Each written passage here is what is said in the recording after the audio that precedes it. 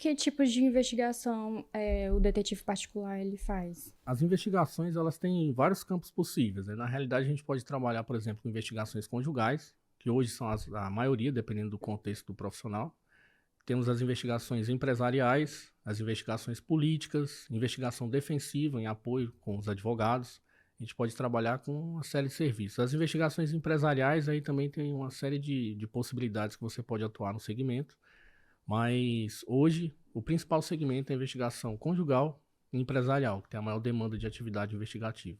E você teria como explicar um pouco como funciona cada uma? A investigação conjugal, em geral, ela tem o objetivo de identificar o comportamento, o caráter da pessoa investigada a partir do que o cliente solicita. Então, vai depender. Às vezes pode ser uma pessoa casada, pode ser uma namorada, pode ser uma questão pré-nupcial, para ver se a pessoa vai se casar ou não. Então, vai depender muito do interesse do cliente. De modo geral, eu preciso entender o contexto do caso para ver exatamente como que o cliente está lidando com a situação, quais informações que ele já tem, se a pessoa dirige carro, moto, qual o endereço que a pessoa reside, se tem alguma suspeita específica, se já tem um comportamento que foi identificado previamente, aí vai depender muito do contexto do caso. Uma vez identificado o contexto, aí eu vou definir uma metodologia de serviço. Aí, por exemplo, pode ter o acompanhamento presencial, pode ter registro fotográfico em vídeo, a gente pode utilizar microrastreador, pode escuta, gravador, enfim, tem uma série de equipamentos que a gente pode utilizar. Mas, de modo geral, vai depender muito também se o cliente, por exemplo, tem acesso ao veículo, se ele tem acesso ao telefone da pessoa, se ele sabe a rotina da pessoa ou não, se essa pessoa vai de táxi, de Uber, de carro, de moto para o trabalho, qual é o acesso que essa pessoa tem a esse tipo de informação. Porque nem sempre o parceiro consegue, por exemplo, saber a rotina exata. Dependendo de quem você está investigando, pode ser uma pessoa que não tem uma rotina definida, ou que não usa carro próprio, enfim. Aí isso vai impactar na metodologia investigativa e, portanto, a gente vai ter que migrar a forma de fazer o serviço de acordo com cada cliente. Por isso que é importante eu entender o contexto para definir a metodologia. Uma vez definida a metodologia, definida a questão orçamentária, aí eu posso realmente apresentar para o cliente um orçamento coerente com a realidade dele. Aí vai depender da carga horária, do equipamento, de quantos agentes vão estar envolvidos na investigação conjugal. Na investigação empresarial, realmente a gama é muito grande.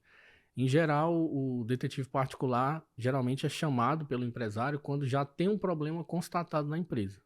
Por exemplo, a pessoa já identificou que está assumindo produto do estoque, ou já identificou que tem algum funcionário que está desviando algum tipo de recurso, às vezes pega o carro, vai fazer outro serviço por fora, ou então ele pode até estar extraindo ferramentas da empresa, enfim, tem uma série de coisas. Desviando o cliente pode acontecer também. Então, o papel do detetive particular, muitas vezes é só constatar e conseguir um material comprobatório claro que o próprio cliente já identificou que tem algum problema ali. Então, a investigação ela vai mudar muito de acordo com o caso.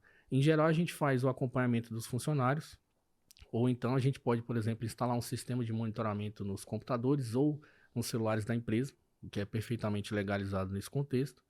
Ou então a gente pode também fazer uso de microcâmeras no espaço da empresa para poder identificar alguma conduta inadequada, principalmente relacionada a estoque, desvio de produto, mercadoria.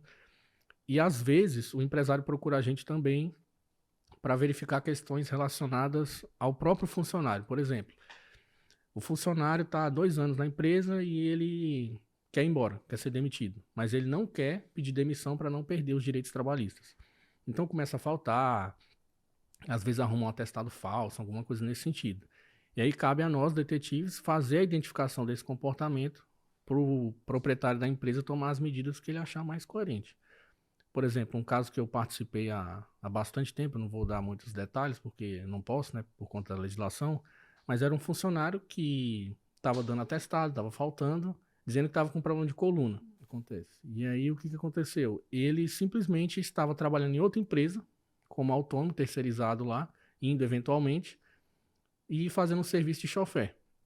Ou seja, ele pegava o carro dos clientes e estacionava. Era basicamente isso que ele fazia. Só que se o empresário fosse demiti-lo, como ele tinha muito tempo de casa, aí realmente ia ficar um valor considerável para ele.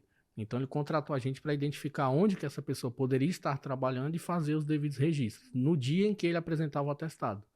Então a gente vai até o local com a microcâmera ou com a câmera DSLR para filmar um pouco mais de longe, faz o registro, identifica a conduta inadequada do funcionário, registra a data, a hora, entrega para o empresário tomar as medidas cabíveis junto com o advogado dele, para poder gerar a demissão.